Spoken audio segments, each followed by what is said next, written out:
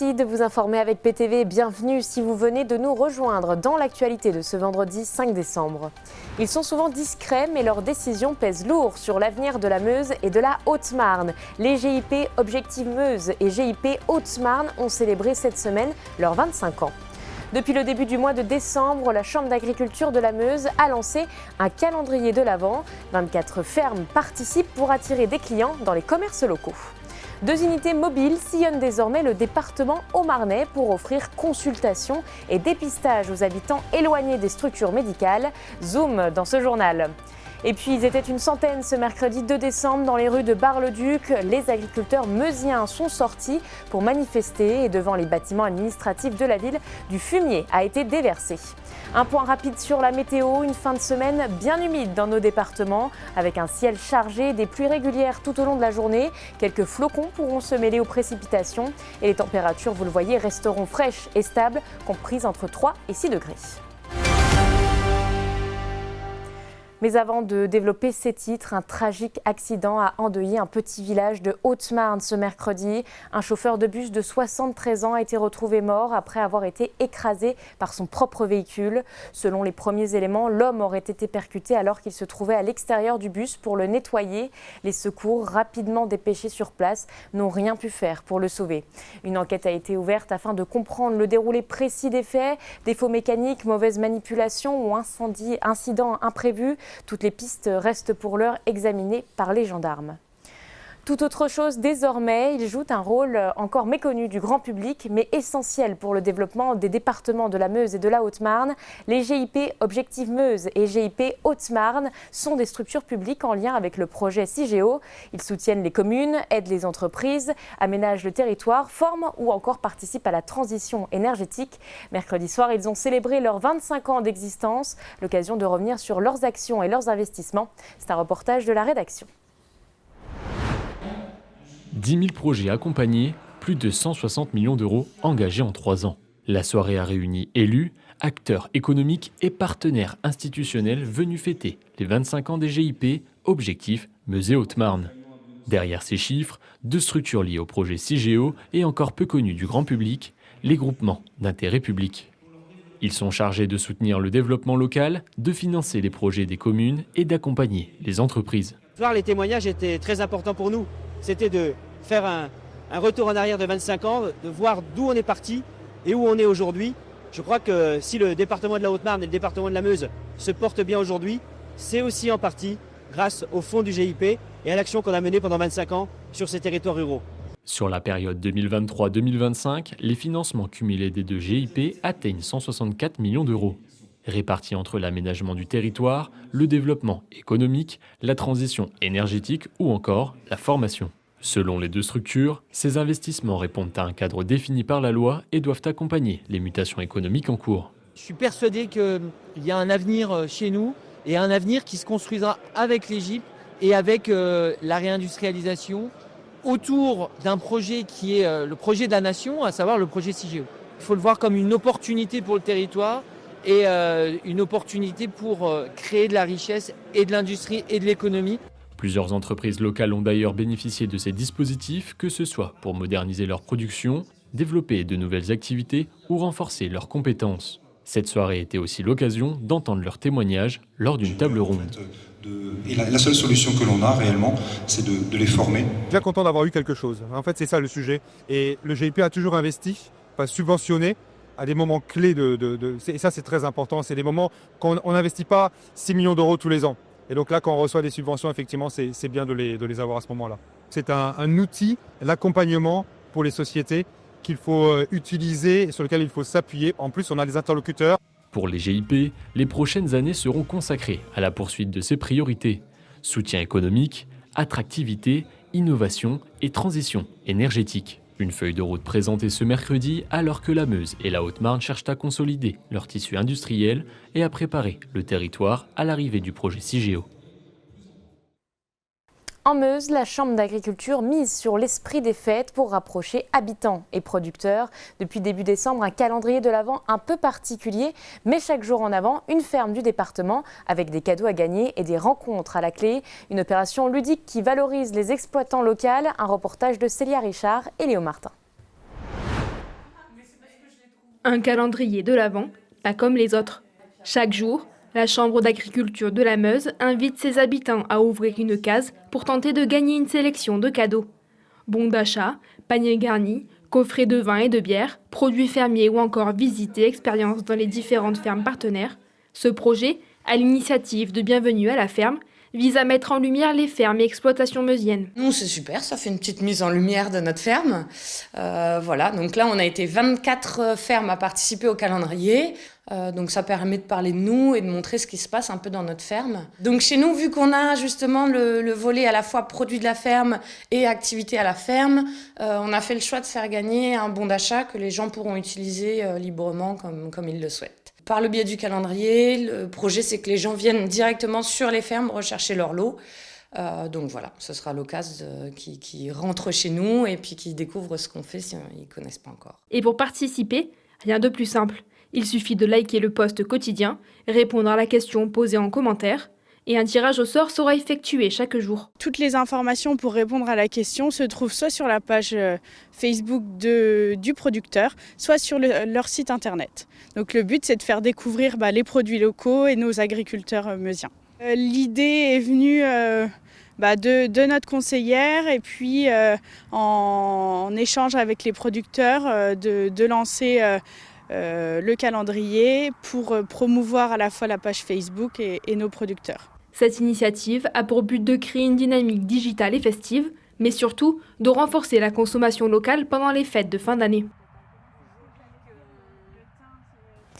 En Haute-Marne, la lutte contre les déserts médicaux prend un tournant concret. 2 médicobus viennent d'être déployés sur le territoire. Véritables cabinets médico-mobiles, ils assureront consultation et dépistage dans les villages les plus isolés. Après leur inauguration à Graffigny-Chemin et à Saint-Loup-sur-Aujon, ces unités roulantes commencent à mailler le territoire. Un reportage de Célia Richard. Amener le soin là où il n'y est plus. C'est le rôle des 2 médicobus qui vont désormais circuler en Haute-Marne. Le premier a été inauguré le 27 novembre dernier à Graffigny-Chemin et le second ce 3 décembre à Saint-Loup-sur-Aujon. À chaque inauguration, habitants et élus ont pu visiter le camion et découvrir son intérieur entièrement équipé comme un cabinet médical. En fait, on est sur des consultations de médecine générale, mais aussi de protection maternelle et infantile et de santé sexuelle. Il suffit pour les patients qui n'ont pas de médecin traitant ou dont le médecin traitant n'est pas disponible, soit de téléphoner, soit de se rendre sur Doctolib et de prendre un rendez-vous. Ces unités mobiles permettront aux habitants des villages isolés d'avoir accès à des consultations rapides lorsque ceux-ci n'ont pas ou plus de médecin traitant ou sont dans une situation d'urgence. Pour notre communauté de communes, c'est très important puisque nous avons construit notre communauté de communes au service des habitants, des usagers et au service des communes. Nous nous réjouissons puisqu'on a un maillage maintenant qui est complet. Pour des médecins, c'est vrai que c'est un territoire où il n'y a pas beaucoup d'habitants au kilomètre carré. Les gens aujourd'hui préfèrent parfois s'installer dans les métropoles, les médecins. Donc pour nous, c'est l'idéal en fait. Les 2 médicobus ont été réalisés par le groupe Tout en Camion dans le Loiret.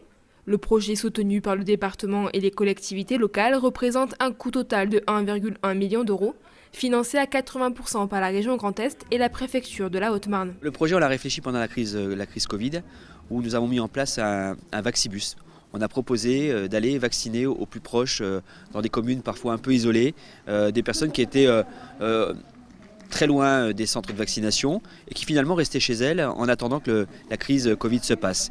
Et donc on s'est dit on va maintenant travailler sur une offre de santé en proximité, dans les territoires, avec le même esprit. On vient au plus proche des Hauts-Marnais avec un système de cabinets médicaux mobiles pour tout simplement aller à la rencontre des habitants et c'est une priorité pour nous et donc c'est aussi l'aboutissement d'un projet que nous portons maintenant depuis plus de 2 ans. Les camions se déplaceront pour le moment sur les secteurs des communautés de communes de Meuse-Rognon et Auberive-Vingeanne-Montceaujonais, mettant à disposition 3 médecins pour les plus de 20 000 habitants des 2 communautés réunies.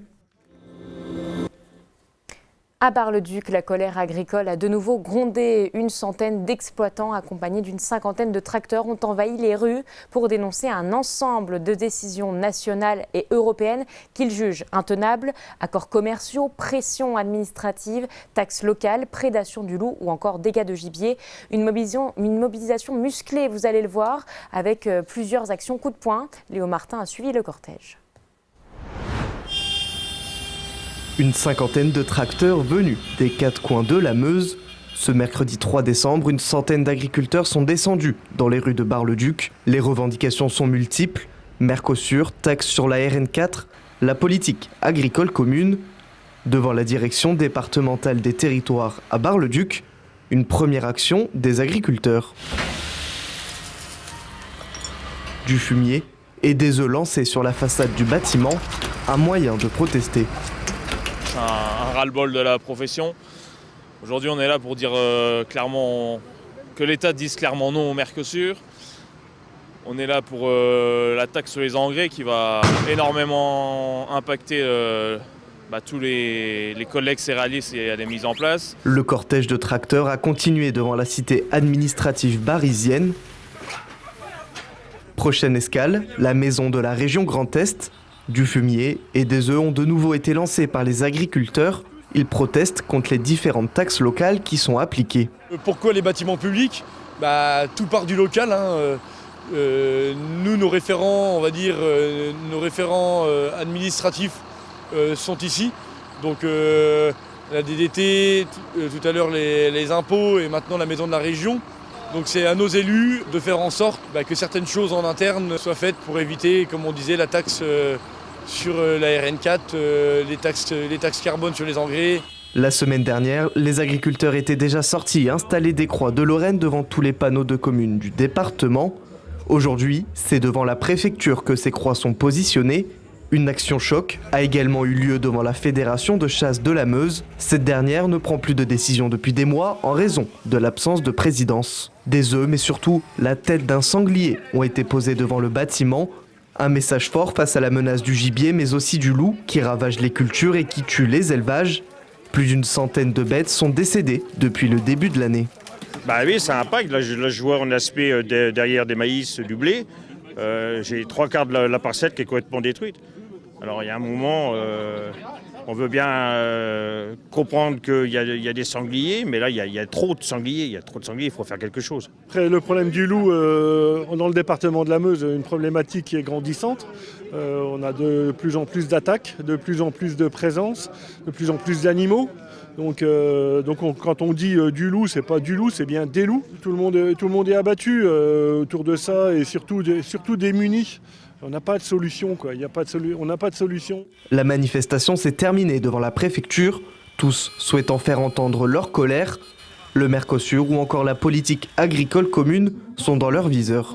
Que des mois de travail dans nos champs soient réduits à néant par des dégâts de sangliers, tout simplement parce qu'on a une fédération de chasse qui est incompétente et qui n'en a strictement rien à foutre du monde agricole. Est-ce que vous pensez que c'est normal ça ? On est bien d'accord ? Honnêtement, on ne fait pas ça par gaieté de cœur. Je pense que tout le monde préférait être sur son exploitation, à gérer, à s'occuper de ses animaux comme ils le font tous les jours, à gérer son exploitation de manière générale. Et non, si on est ici aujourd'hui, c'est parce que la situation elle est catastrophique. On est face à une concurrence qui est complètement déloyale. Et à côté de ça, on nous empile de normes. Donc il n'y a plus de sens, il n'y a plus de bon sens. Comment expliquer à un agriculteur qu'on lui met des normes et à côté de ça, on apporte des produits qui ne répondent pas à ces normes de production. On se sent complètement trahi. Attendu, le préfet de la Meuse est allé à la rencontre des agriculteurs pour comprendre les problématiques sur le terrain. J'entends leur message, je comprends et je partage en grande partie. J'entends la détresse et la difficulté. Ça fait plusieurs années maintenant qu'il y a des années difficiles. L'année dernière, les récoltes n'étaient pas bonnes. Cette année, elles sont bonnes, mais les prix sont pas bons.